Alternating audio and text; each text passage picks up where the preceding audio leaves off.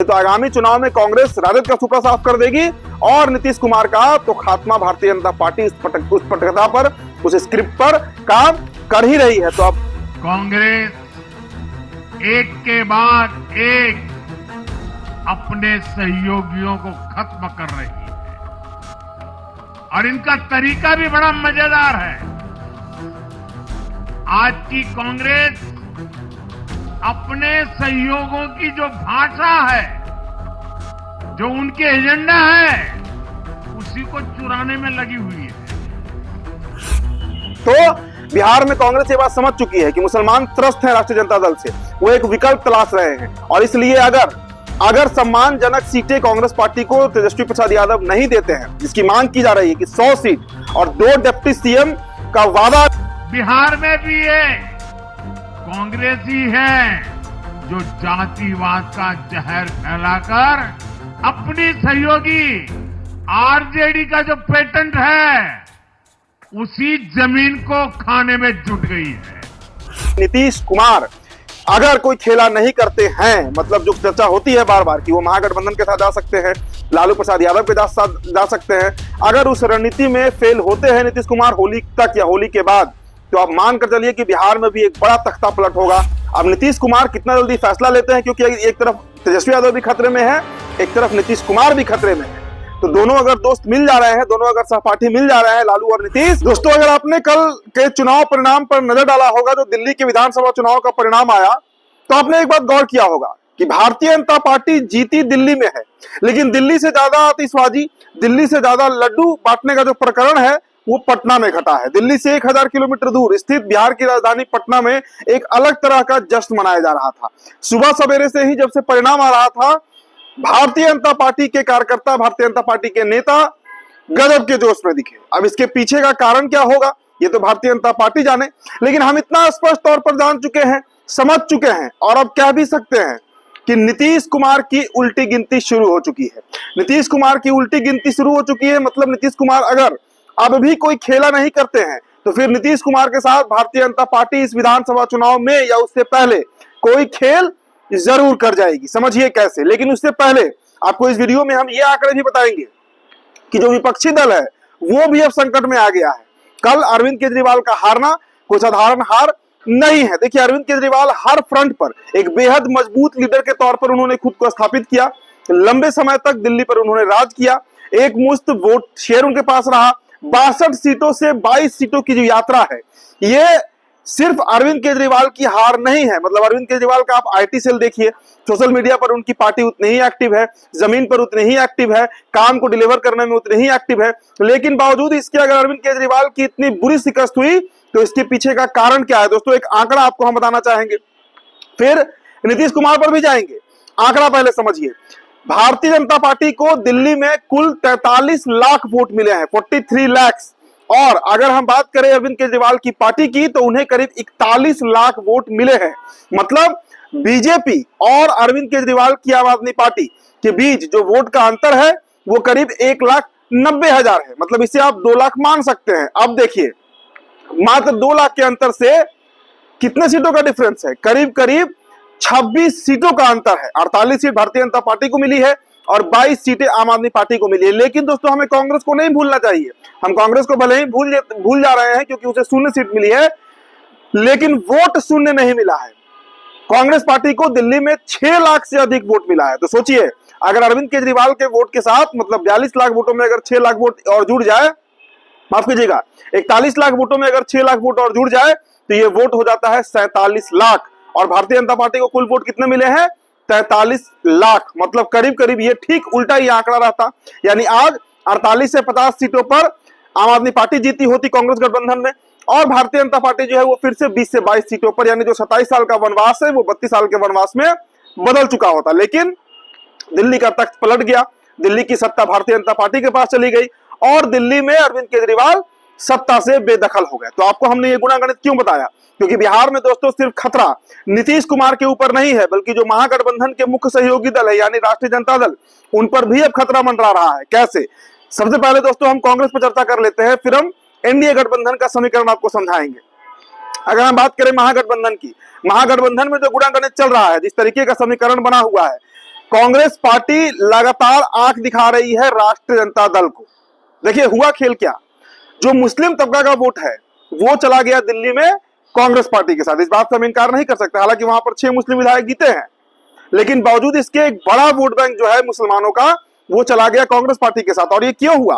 क्योंकि अरविंद केजरीवाल ने कभी धारा 370 पर भारतीय जनता पार्टी का समर्थन कर दिया था, अरविंद केजरीवाल ने कभी शरजील इमाम की गिरफ्तारी का वारंट निकलवा दिया था, अरविंद केजरीवाल ने कभी शाहीन बाग से गुंडों को खाली कराने का बयान दे दिया था। तो इस तरह के कई बयान सामने आए थे।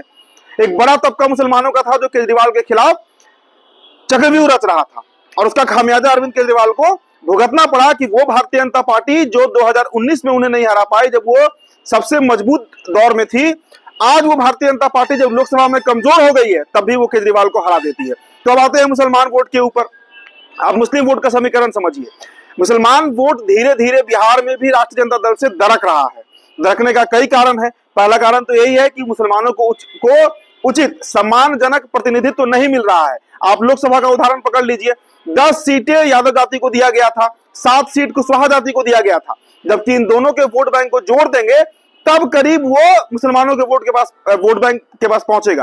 लेकिन मुसलमानों को कितना टिकट दिया गया था? अगर आपको याद होगा 1 या 2 सीटों पर उन्हें निपटा दिया गया था। तो पहला तो सवाल यही है कि प्रतिनिधित्व तो नहीं दिया जा रहा है। दूसरा मसला है कि मुसलमान को सिर्फ बिहार में वोट बैंक के तौर पर ऑलरेडी लंबे समय से समझते आ रही है, उनका उपयोग करते आ रही है और सत्ता का मलाई भी खाते रही है। अब मुसलमान जो है वो धीरे धीरे छटक रहे हैं। देखिए मुसलमान, मैं बार बार कहता हूं, बिहार के मुसलमान लालू प्रसाद यादव को वोट नहीं देना चाहते हैं। कभी कभी वो नीतीश कुमार के साथ भी जाते हैं, लेकिन जैसे ही वहां पर उन्हें नरेंद्र मोदी का चेहरा दिखता है, मुसलमान जो है वो वापस आरजेडी में आकर वोट कर देते हैं। अब स्थितियां बदल रही हैं। हमने एक एनालिसिस में आपको बताया था कि कैसे सीमांचल के जो 24 विधानसभा सीटें हैं, पूर्णिया के 6 लोकसभा सीट, कटिहार का 6 लोकसभा सीट, अररिया का 6 लोकसभा सीट और किशनगंज का 6 लोकसभा सीट, इसमें अगर हम ठाकुरगंज के मोहम्मद सौद को छोड़ दें तो 23 सीटों पर राष्ट्रीय जनता दल हारी थी। और इन 24 सीटों में 9 सीटें ऐसी रही जिसमें 5 सीट एआईएमआईएम ने निकाल लिया और 4 सीट कांग्रेस पार्टी ने निकाल लिया। तो बिहार में कांग्रेस ये बात समझ चुकी है कि मुसलमान त्रस्त हैं राष्ट्रीय जनता दल से, वो एक विकल्प तलाश रहे हैं। और इसलिए अगर सम्मानजनक सीटें कांग्रेस पार्टी को तेजस्वी प्रसाद यादव नहीं देते हैं, जिसकी मांग की जा रही है कि 100 सीट और 2 डिप्टी सीएम का वादा अगर तेजस्वी यादव करे, जो अजीत शर्मा ने कह भी दिया, भागलपुर से विधायक है कांग्रेस के, तो इसके बिना राष्ट्रीय जनता दल के साथ जाने का सवाल ही नहीं उठता।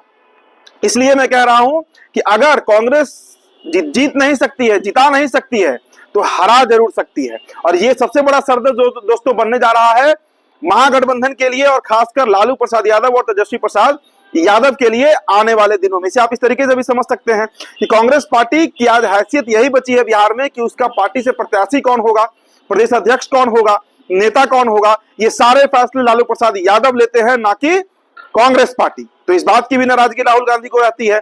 तो भले ही गले मिल रहे हैं राहुल गांधी, औपचारिकता निभा रहे हैं, लेकिन हकीकत यही है कि जमीन पर राहुल गांधी अपनी ही तैयारी में लगे हुए हैं। मुसलमान और दलित को साधने का एक पूरा कार्यक्रम जो है वो कांग्रेस पार्टी ने बिहार में तय कर लिया है, इसलिए वो सरदर्द बनने जा रहा है तेजस्वी प्रसाद यादव के लिए। अब आते हैं दोस्तों एनडीए गठबंधन पर, नेशनल डेमोक्रेटिक अलायंस, जिसके मौजूदा नेता बिहार में तो नीतीश कुमार हैं, लेकिन रहेंगे क्या? क्योंकि दिल्ली में दोस्तों बुरारी सीट शैलेंद्र कुमार हार गए हैं। देवली सीट का हमने समीकरण देखा, कैसे वहां पर 36,000 वोटों से दीपक तंवर जो है वो चुनाव हारे, लोजपा रामविलास के प्रत्याशी, बड़ी हार हुई। ऐसे में भारतीय जनता पार्टी का दोस्तों देखिए, पॉलिटिक्स में सब कुछ ताकत दिखाना होता है।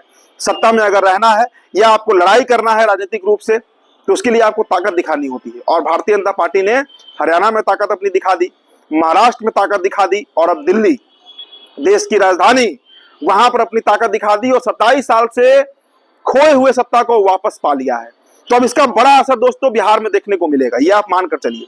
नीतीश कुमार अब ध्वस्त होंगे। भारतीय जनता पार्टी इसका पूरा शेड्यूल तैयार कर रही है। और देखिए दोस्तों, कहीं पर भी भारतीय जनता पार्टी ने अपने दुश्मन को बख्शा नहीं है। और नीतीश कुमार कितने अच्छे दोस्त हैं भारतीय जनता पार्टी के, ये बताने की भी जरूरत नहीं है। बीजेपी जानती है, बीजेपी समझती है कि नीतीश के रहते बिहार की सत्ता बहुत दूर है। लगती है कि पास में है, लेकिन है बहुत दूर।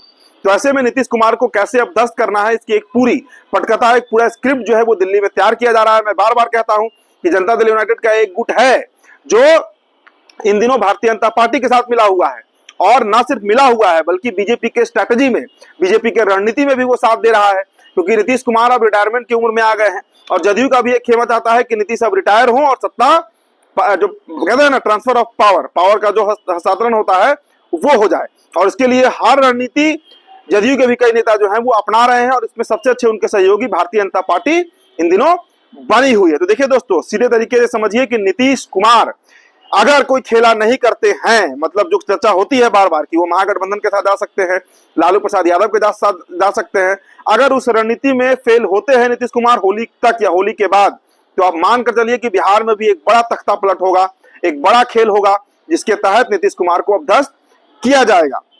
क्योंकि मैंने आपको बताया कि पॉलिटिक्स में सब कुछ सत्ता पाने के लिए ताकत दिखाना पड़ता है और भारतीय जनता पार्टी ने वो ताकत दिल्ली चुनाव जीतकर दिखा दिया है। तो नीतीश कुमार की उल्टी गिनती शुरू है। अब नीतीश कुमार कितना जल्दी फैसला लेते हैं, क्योंकि एक तरफ तेजस्वी यादव भी खतरे में है, एक तरफ नीतीश कुमार भी खतरे में है। तो दोनों अगर दोस्त मिल जा रहे हैं, दोनों अगर सहपाठी मिल जा रहे हैं, लालू और नीतीश, तभी इनका इज्जत जो है वो बिहार में बचेगा। नहीं तो आगामी चुनाव में कांग्रेस राजद का सुपड़ा साफ कर देगी और नीतीश कुमार का तो खात्मा भारतीय जनता पार्टी उस पटकथा पर, उस स्क्रिप्ट पर काम कर ही रही है। तो आप मानकर चलिए कि आने वाले दिन बिहार को लेकर बड़ा निर्णायक होगा। देखिए, कल नरेंद्र मोदी ने भी पूर्वांचलियों का जिक्र किया है। नरेंद्र मोदी ने मिशन 2025 बिहार विधानसभा चुनाव की शुरुआत 8 फरवरी 2025 से कर दिया है, जिस दिन दिल्ली के चुनाव परिणाम सामने आए हैं। तो टारगेट बिहार है और इसके लिए कांग्रेस पार्टी भी अपना कमर कस चुकी है। राजद को अब ध्वस्त करना है और भारतीय जनता पार्टी नीतीश कुमार को तो लक्ष्य लेकर चल ही रही है। तो फिलहाल दोस्तों, इस रिपोर्ट में इतना ही। मेरा नाम उदित तारण है। द बिहार टॉपर वीडियो आप देख रहे थे। बहुत बहुत शुक्रिया।